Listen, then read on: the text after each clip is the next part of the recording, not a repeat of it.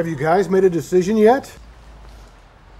I don't even know who this guy is. He just looked so comfortable. I wanted to try it out. The Mattress Gallery at Crandall's Home Furnishings. The brands you're looking for at the price you want. In memory foam, pillow top, and more. Crandall's Home Furnishings. Always home to the ultimate value. Thanks for staying with us. Jim, let's move to 2A. And I think outside the Grayson Owensboro game, I think the game that on paper shapes up as being the most competitive is Hancock County going down to Caldwell County. Yep. Hancock comes in 7-3, Caldwell 6-4. Mm-hmm. Do you see this as that even a matchup? Yeah, and I talked with Coach Chris Morris at Hancock earlier this week, and he sees it that way too. I mean, he says they're going to really have to play well to win this game. He understands, you know, these coaches, they know where tough places to play are in Western Kentucky. They've all, you know, they're all, these guys are like a fraternity. You know, these coaches know, and he knows that going to Princeton and playing Caldwell County down there is going to be tough. I think Hancock County has an advantage here in overall talent. I think that Hancock County has more weapons than Caldwell County, but the equalizer will be the fact that that's a good football town. They'll be ready. They don't lose too many home playoff games historically, and so that'll be the challenge Hancock County has. Mentioned that Caldwell's coached by David Barnes, who used to be the head coach at Davis County for several years. That's right. They have no common opponents. The thing that stood out to me on Caldwell's schedule, number 1 ranked Murray, they gave them all they wanted. That was a 20-6 game just a couple weeks ago.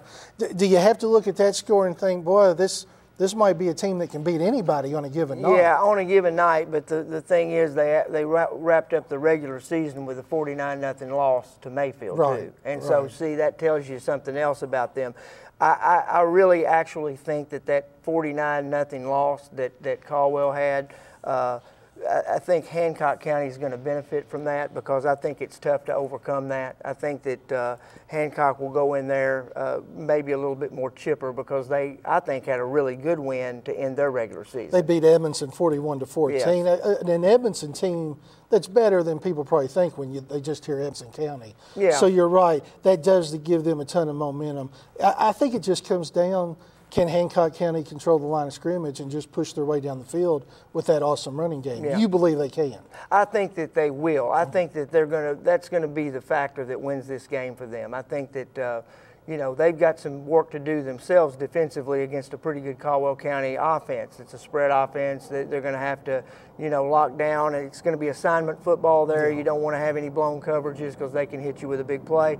But I think that this game will be won on the line of scrimmage, and I expect Hancock County to win that battle. I agree. I think it's going to be close. I mean, I'm seeing like a touchdown game. I think it's a good game. Yeah, absolutely a good battle. Yep. Reidland, another 2A game, Reidland at Owensboro Catholic. Reidland, you know, they haven't played much of a schedule as far as quality opponents. Catholic, what you mentioned them earlier, being the surprise team of everybody.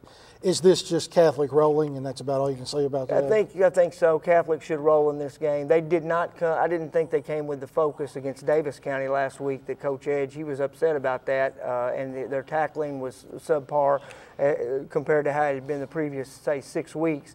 But I think that they'll come in refocused for Reidland, and I think that the Greyhounds are going to have a long night. The other 2As in our regionals, Todd at Murray. Don't see any way Todd can do anything there. No. The more intriguing game, Trigg County at Fort Campbell. Neither vintage editions of their program of recent years. No. But it looks like to me a very even matchup. Do you give Fort Campbell's tradition the edge? Is that where this goes? Yeah, I think that you do. I think that Fort Campbell will probably win this game, but I think it will be competitive. I really do. Okay. Well, let's move on to 6A. Now, we need to know Muhlenberg and Davis County eliminated. They didn't make the playoffs. That's right. So the only 6A team we have is Apollo, and they're going to Louisville Male. Louisville Male 7-3, ranked number 7 in 6A. They play a brutal schedule, so they've been tested as much as anybody can be tested. Can the Eagles get anything done in Louisville? It will be very difficult for that to happen. I think Male is just one of those solid teams that is going to be very hard to handle, especially at home, man. It's tough to go up to Louisville and play any Louisville team in any sport. You know, we've talked about that through the years. That's tough stuff. And this happens to be a really good Male team. Those 3 losses, I mean, that's the quality people. And I mean, they've had some great wins against quality people, too. So, I mean, I think that Apollo has its hands full. I just don't see any evidence after them losing 31-point decision to Madisonville, North Hopkins last week. I just don't see how they have enough in the arsenal to pull off the big upset. Right. Yeah. I want to mention that Male is now coached by Chris Wolf, who used to be the head coach of Hancock County. I guess that would have been mid to late 90s. That's right. Is when Chris would have been there. So a little connection there. It's funny how you wind up having these coaching connections previously from our area, just all over the place. Let's run through the other 6A games real quick. You got Louisville Southern at Graves. Looks like probably Graves in that one. Southern doesn't appear to be that strong. Yeah, I think Graves wins that. Marshall at Fern Creek. Fern Creek's only 3-7. Marshall comes in with the better record. Yeah. But Fern Creek's played a brutal schedule. Yeah. Probably a toss-up. Yeah, I give it to the home team. Okay. I give it to Fern Creek there. I think that neither one of those teams have had great seasons, and I just stick with the home team on that. The interesting thing, Henderson has a bye this week because the opposing district's just a 3-team district, so them being the number 1 seed, they get the bye. Help or hurt? Would you rather just get going, or are you okay with being off? I think it helps. I think it helps because you know what? That's a game you don't have to win to advance. I mean, let's face it, at this point, it's survive and advance and move on, and they're going to have a chance to not only get healthy, but they're going to have a chance to study, go scout in person the game that will match them up next week. Right. And I just do think that's an advantage. In this case, I really do, because Henderson knows they're a good team.